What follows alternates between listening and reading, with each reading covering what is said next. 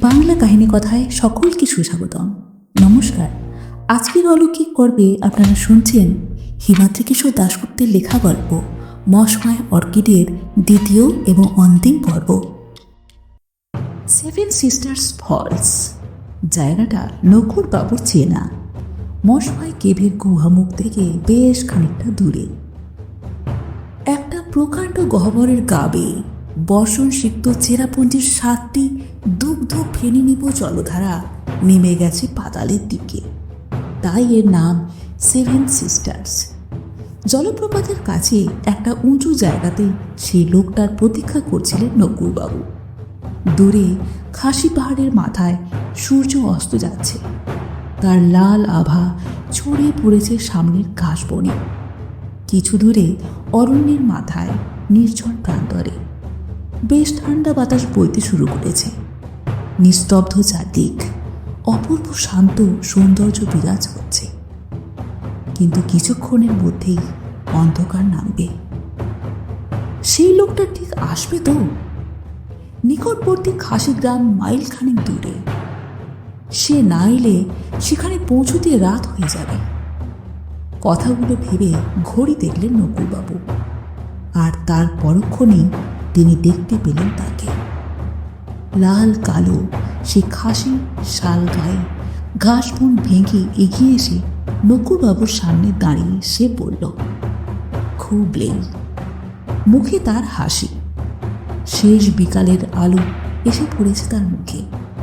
সে আলোতে নকুরবাবুর মনে হলো এই লোকটাকে গতকাল কুয়াশা মাখা ল্যাম্পপোস্টের আলোতে যত বৃদ্ধ মনে হয়েছিল, আসলে তা নয়।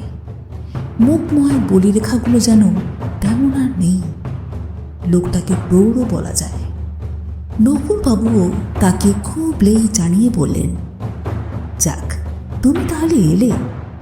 তোমার নাম কি? কাল সেটা জানা হয়নি। সে জবাব দিল, আমার নাম মত্ত কাবা। এই খাসি পাহাড়ে আমার ঘর।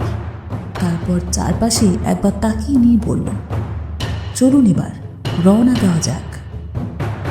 নকুরবাবু অনুসরণ করলেন তাকে। লোকটা গিয়ে দাঁড়ালো জলপ্রপাতের খাদের কিনারে। নকুরবাবুর উদ্দেশ্যে একবার শুধু বলল, সাবধানে নামবেন। তারপর দুটো জলপ্রপাতের মধ্যে দিয়ে ধাপ বেয়ে নিচে নামতে শুরু করল। নকুরবাবুও তার পিছন পিছন নামতে লাগলেন। পা ফসকালে অবধারিত মৃত্যু। দুপাশে জলপ্রপাতের জলের ছিটেতে ভিজে যাচ্ছে দেহ। প্রায় 100 ফুট নিচে নেমে দাঁড়ালো লোকটা। পাথরের দেওয়ালে নানা ঝোপঝাড়, জলজ উদ্ভিদ। দেওয়াল হাতড়ে একটা ঝোপ সে ফাঁক করতে উন্মোচিত হলো এক গহ্বর। অন্ধকার বিরাজ করছে ভিতরে। এই তাহলে গুহামুখ। নকুরবাবুকে নিয়ে প্রবেশ করলো ভিতরে। তখনই বাইরে ঝুপ করে অন্ধকার নামল। ভিতরে ঢুকে লোকটা একটা মশাল জ্বালিয়ে নিয়ে চলতে শুরু করলো। সর্পিল গুহা। মাথার উপর ছাদ অনেক জায়গাতে এমন নিচু যে অনেক সময় হামাগুড়ি দিতে হচ্ছে। দেওয়ালগুলো স্যাঁতস্যাঁতে, বরফের মতো ঠান্ডা। মাঝে মাঝে ওপর থেকে নেমে এসেছে স্তম্ভের মতো চূনা পাথরের ঝুড়ি। নিঃশব্দে এগোতে থাকল লোকটা। একবার শুধু নকুরবাবুর প্রশ্নের জবাবে সে জানালো যে সেখানে পৌঁছতে ঘণ্টাখানেক সময় লাগবে। ঘণ্টাখানেক পর নানা কসরত করে চলার পর নকুরবাবুর তখন কাহিল অবস্থা। মত্ত কাবা এবার যেন নিশ্চিন্ত হয়ে বলল, আমরা এসে গেছি। আর তারপরে ধীরে ধীরে চওড়া হতে লাগলো গুহামুখ। হঠাৎ মশালের আলোতে একটা অদ্ভুত জিনিস দেখতে পেলেন নকুরবাবু। দেওয়ালের গায়ে একটা পাথরের খাঁজে আটকে আছে বাচ্চা ছেলেদের লাল জামা। নকুরবাবু সেটা দেখে থমকে দাঁড়িয়ে বললেন, এই জামাটা কোথা থেকে এলো? লোকটা মুহূর্তের জন্য একবার সেদিকে তাকিয়ে বলল, জানি না, আসুন তাড়াতাড়ি, পা চালান। নকুরবাবুর মনে হলো ইচ্ছে করেই যেন সে ব্যাপারটা এড়িয়ে গেল। আর কিছুক্ষণের মধ্যেই তারা একটা হল ঘরের মতো জায়গাতে উপস্থিত হলেন। মাথার উপর ফাটল পেয়ে আবছা চাঁদের আলো ঢুকছে সে ঘরে। তারা সে ঘরে পা রাখতে এক ঝাঁক বাদুড় ডানা ঝাপটে মাথার উপরের ফাটল দিয়ে বাইরে মিলিয়ে গেল। বাদুড় প্রাণীটা এখানকার প্রায় সব গুহাতেই থাকে। ঘাবড়ালেন না নকুড়বাবু। প্রৌঢ় খাসি লোকটার মুখে হাসি ফুটে উঠল। সে বলল, এই সেই জায়গা।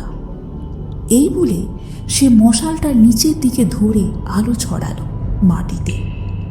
সেখানে ছড়িয়ে আছে নানা আকৃতির পাথর।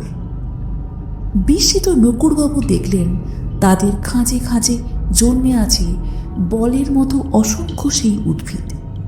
তবে তাদের রং ধপধপে সাদা। দেওয়ালের গা থেকেও ঝুলছে বেশ কিছু। নকুড়বাবু বললেন, কিন্তু এদের রং সাদা কেন? মত্ত কাবা হেসে জবাব দিল, রং ধরবে চাঁদ ভালো করে উপরে উঠুক। সেই আলো গুহায় ঢুকলেই রং ধরবে, তার আগে ওদের ছোঁবেন না। রং ধরলে ওগুলো সংগ্রহ করে বেরোবো এখান থেকে। কিছু কিছু উদ্ভিদ আলো পেলে তবেই রঙিন হয়, এই ব্যাপারটা জানা আছে নকুড়বাবুর। তিনি জায়গার চারপাশে তাকালেন। আরও কয়েকটা গুহাপথ বেরিয়েছে নানা দেওয়াল থেকে। হঠাৎ একটা কোণে চোখ আটকে গেল তার। সেখানে দেওয়ালের গায়ে হেলান দিয়ে বসে আছে একটা নরকঙ্কাল। চমকে উঠে নকুড়বাবু বললেন, ওটা কার কঙ্কাল? মত্ত কাবা হেসে বলল, ওটা আমি 20 বছর ধরে ওখানে দেখছি।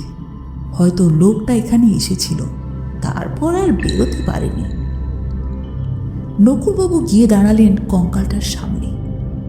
লোকটা ঠিকই বলল, কঙ্কালটা অনেক পুরনো, চুনের প্রলেপ জমেছে তার গায়ে। একটা মাকড়সা তার চোখের এক কোটর থেকে বেরিয়ে অন্যটাতে ঢুকে গেল। একটা ছোট কাঠের চ্যাপ্টা বাক্স পড়ে আছে লোকটার পাশে, ইঞ্চি 6 লম্বা আর ওরকমই চওড়া। সম্ভবত মৃত লোকটারই জিনিস হবে। কৌতূহলবশত নকুড়বাবু সেটা তুলে নিতেই সেই খাসি লোকটা বলে উঠল, ওখান থেকে চলে আসুন, সাপের বাসা আছে ওখানে। সঙ্গে সঙ্গে সেখান থেকে সরে এলেন নকুড়বাবু। মত্ত কাবা এতক্ষণে মশালটাকে পাথরের খাঁজে গুঁজে একটা বেশ উঁচু পাথরের ওপর পা থেকে মাথা চাদরে মুড়ে বসে পড়েছে। নকুড়বাবু এগিয়ে এসে সেই পাথরের নিচে মত্ত কাবার মুখোমুখি একটা নিচু পাথরে বসলেন। তার চারপাশে পাথরের খাঁজে ফুটে আছে থোকা থোকা অসংখ্য সেই বলের মতো অর্কিড। নকুড়বাবু অর্কিডগুলোর দিকে কিছুক্ষণ তাকিয়ে থাকার পর প্রশ্ন করলেন, তুমি এ গুহার খোঁজ পেলে কিভাবে? চাদরে মুখ ঢাকা মত্ত কাবা যেন হাসল, কিন্তু উত্তর দিল না।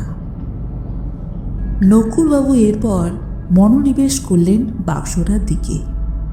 অনেক পুরনো বাক্স, মুখটা এঁটে গেছে।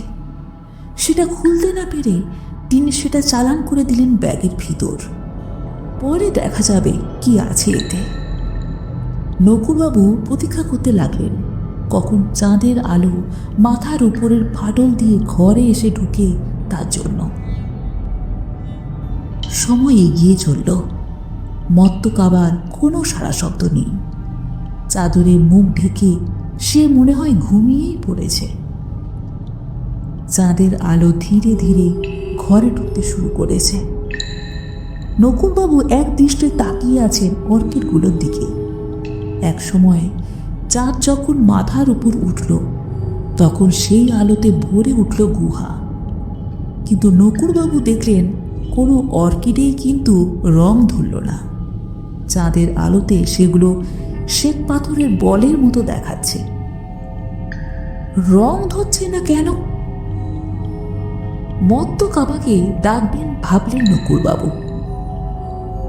নকুড়বাবুর ডান হাতটা পাথরের ওপর ভর দেওয়া ছিল অনেকক্ষণ ধরে। তিনি উঠে দাঁড়িয়ে মত্ত কাবাকে ডাকতে যাবেন। হঠাৎ তার মনে হলো হাতটা কেমন যেন অবশ লাগছে। হাতটা তিনি তুলে ধরতেই দেখলেন এক অদ্ভুত ব্যাপার। তার কবজির কাছে আটকে আছে লাল টেনিস বলের মতো একটা অর্কিড। নকুড়বাবু বাঁ হাত দিয়ে তাকে কবজি থেকে তুলতে যেতেই তিনি বুঝতে পারলেন ব্যাপারটা। অর্কিডের ফিতের মতো অংশ দুটো পেঁচিয়ে ধরেছে তার কবজি, আর তার প্রান্ত ভাগ দুটো প্রবেশ করেছে তার চামড়ার ভিতর। আসলে ওই ফিতের মতো অংশ দুটো চোষক নল, যা ধমনী থেকে নিঃশব্দে রক্ত চুষে নিয়ে রং ধরাচ্ছে মশমায় অর্কিডে। আর এর পর মুহূর্তেই তিনি অনুভব করলেন তার গোড়ালির উপরিভাগে, ঘাড় ইত্যাদি উন্মুক্ত স্থানগুলিতে একই রকম অসাড়তা। মত্ত কাবা! চেঁচিয়ে উঠে নকুড়বাবু তার দেহ থেকে লাল অর্কিডগুলো মাটিতে ছুঁড়ে ফেলতে লাগলেন। ঠিক বিড়াল যেমন নিঃশব্দে লাফ দেয়, ঠিক তেমনি পাথরের ওপর থেকে নেমে এলো মত্ত কাবা। তারপর যেন কোনো মহার্ঘ বস্তু সংগ্রহ করছে এমনভাবে কুড়োতে লাগলো নকুড়বাবুর ছুঁড়ে ফেলা লাল অর্কিডগুলো। সবগুলো মিলিয়ে গোটা 6 হবে। সেগুলো কুড়িয়ে নিয়ে সে নকুড়বাবুর মুখোমুখি দাঁড়ালো। চাঁদের আলো এসে পড়েছে তার মুখে। সেই আলোতে জ্বলজ্বল করছে তার চোখ। ঠোঁটের কোণে অদ্ভুত হাসি ফুটে উঠেছে। হিস হিস করে সে নকুড়বাবু উদ্দেশ্যে বলল, বলেছিলাম না চাঁদের আলো ফুটলে রং ধরবে অর্কিডে। কথাগুলো বলেই সে একটা অর্কিড মুখে পুড়ে চিবোতে শুরু করলো। তার দুকশ বেয়ে চুইয়ে পড়তে লাগলো তাজা রক্ত, নকুড়বাবুর রক্ত। আতঙ্কে চিৎকার করে উঠল নকুড়বাবু। অট্টহাস্য করে উঠল মত্ত কাবা। সেই পৈশাচিক হাসি প্রতিধ্বনিত হতে লাগলো পাথরের দেওয়ালে।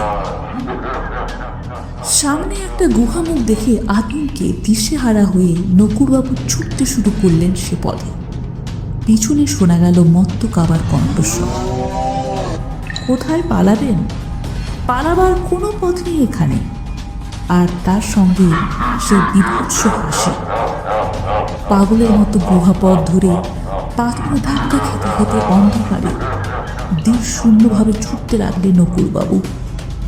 পাথরে অনুরণিত হচ্ছে সেই কণ্ঠস্বর। কোথায় পালাবেন? কোথায় পালাবেন? হঠাৎ একটা বাঁকের মাথায় তিনি দেখতে পেলেন তার রাস্তা আগে দাঁড়িয়ে আছে এক ছায়ামূর্তি। আর মনে হয় পালানো গেল না। তবে বাঁচার শেষ চেষ্টা করার জন্য নকুড়বাবু একটা পাথর কুড়িয়ে নিলেন। সে কাছে এলেই সেটা ছুঁড়ে মারবেন বলে। ঠিক সেই সময় ছায়ামূর্তি বলে উঠল, আসুন, আমাদের সঙ্গে আসুন, নইলে আপনি বাঁচবেন না। এ কার গলা? এ তো মত্ত কাবা নয়। তাছাড়া তার সঙ্গে একটা বাচ্চাও আছে মনে হয়। লোকটা আবার সাড়া দিল, তাড়াতাড়ি, মত্ত কাবা আপনাকে অনুসরণ করছে। ও এলে আপনাকে বাঁচানো যাবে না। আরে, এই তো জঙ্গলের মধ্যে দেখা সেই লোকটা। তার কণ্ঠস্বর শুনে চিনতে পারলেন নকুড়বাবু। পিছন ধেয়ে আসছে মত্ত কাবার পদশব্দ, সেই রক্ত জল করা হাসি। আর দেরি না করে নকুড়বাবু ছুটতে শুরু করলেন তাদের পিছু পিছু। কত সুড়ঙ্গ, কত গুহামুখ অতিক্রম করে ছুটে চললেন তিনি। শুধু ছুটতে ছুটতে নকুড়বাবুর একবার যেন মনে হলো সেই ছায়ামূর্তি দুটোর যেন মাটিতে পা পড়ছে না, তারা যেন বাতাসে ভেসে এগোচ্ছে। একসময় পিছনে পড়ে রইল মত্ত কাবার সেই হাসি। গুহার বাইরে উন্মুক্ত আকাশের নিচে এসে দাঁড়ালেন তারা। এ জায়গা নকুরবাবুর চেনা। দিনের বেলা টুরিস্টরা এ পথে মশমায় কেভে ঢোকে। নকুরবাবু তাকালেন তাদের দিকে। লোকটার মুখে আত্মতৃপ্তির হাসি। মনে হয় সেটা নকুরবাবুকে বাঁচানোর জন্য। সঙ্গের ছেলেটার বয়স বছর 10 হবে। সে একটু বিষণ্ণ, গায়ে লাল জামা। নকুরবাবু প্রাথমিক বিহলতা কাটিয়ে বললেন, মত্ত খাওয়া লোকটা কে? স্পেন্সর বলল, ও আমার আর এই বাচ্চাটার মতো, তবে ওর দেহ আছে। লাল মশমায় অর্কিড ওর দেহকে যুগ যুগ ধরে বাঁচিয়ে রেখেছে। এই অর্কিড ওকে বৃদ্ধ থেকে যুবক করে তোলে। সে জীবন মৃত্যুর মাঝামাঝি থাকা ভয়ঙ্কর কেউ। নকুরবাবু তার বক্তব্য সম্পূর্ণটা বুঝতে না পারলেও কিছুটা অনুমান করলেন। এরপর তিনি ছেলেটাকে দেখে বললেন, এ কে? স্পেন্সর বলল, মত্ত কাবার শেষ শিকার। গতকালই ওকে এখানে এনেছিল সে। ঠিক 20 বছর আগে যেমন আমি ওর শিকার হয়েছিলাম, যেমন আপনিও হতে যাচ্ছিলেন। তবে আপনি ফিরলেন। আমাদের দুজনের আর ফেরা হলো না। নকুরবাবুর মনে পড়ে গেল একজন বাচ্চার নিখোঁজ হওয়ার খবর তিনি কাগজে পড়েছেন। নকুরবাবু বললেন, কেন ফেরা হবে না কেন? লোকটা এরপর বলল, ওই দেখুন শুকতারা উঠেছে, আলো ফুটবে। শিলং পাহাড় থেকে আজই নেমে যাবেন। মত্ত কাওয়া কিছু ধাও করতে পারে। 20 বছরে একবার মত্ত কাওয়া যুবক হবার সুযোগ পায়। আপনি ভালো থাকবেন। কথা শেষ করল স্পেন্সর, আর তারপর সেই ছেলেটার হাত ধরে যেন বাতাসে মিলিয়ে গেল।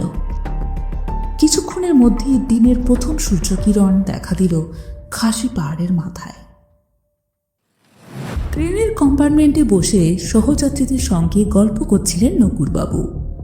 গৌহাটি স্টেশন থেকে কলকাতাগামী রাতের ট্রেন ছাড়বে করছে। খাসি পাহাড় থেকে শিলং হয়ে বেলাবেলি গৌহাটি নেমেছেন তিনি। ভয়টা তার এখন অনেকটা কেটে গেছে। তার মনে হচ্ছিল মশমায় কেবের ঘটনাগুলো যেন নিছক একটা দুঃস্বপ্নই ছিল। তিনি বেশ গল্প করছিলেন। বাইরে ট্রেন ছাড়ার আগে শেষ মুহূর্তে লোকজনের হাঁকডাক, ব্যস্ততা। নকুরবাবুর মুখোমুখি জানলার পাশে বসে থাকা এক যাত্রী বাইরের দিকে তাকিয়ে নকুরবাবুর উদ্দেশ্যে হঠাৎ বলে উঠল, আরে দেখুন দেখুন, কি সুন্দর ক্যাকটাস। নকুরবাবু জানলার বাইরে তাকালেন। কয়েক হাত তফাতে ভিড়ের মাঝে লাল কালো খাসি শাল গায়ে দাঁড়িয়ে আছে একজন। হাতে ধরা বাক্সে রাখা লাল বলের মতো দুটো মশমায় অর্কিড। মুহূর্তের মধ্যে নকুরবাবু চিনতে পারলেন তাকে, মত্ত কাবা। যদিও তার বয়স এখন আরও কমে গেছে, প্রায় যুবকই বলা যায় তাকে। রাতের প্ল্যাটফর্মে শিকার ধরতে এসেছে সে। তাকে দেখার সঙ্গে সঙ্গে নকুরবাবু ঝপ করে জানলার লোহার ঝাঁপটা নামিয়ে দিলেন, আর সঙ্গে সঙ্গে ট্রেনে দুলে উঠে চলতে শুরু করল। বিস্মিত সহযাত্রী প্রশ্ন করল, কি হলো মশাই? নকুরবাবু জবাব দিলেন, আমার আবার ঠান্ডা লাগার ধাত আছে, তাই জানলা বন্ধ করে দিলাম।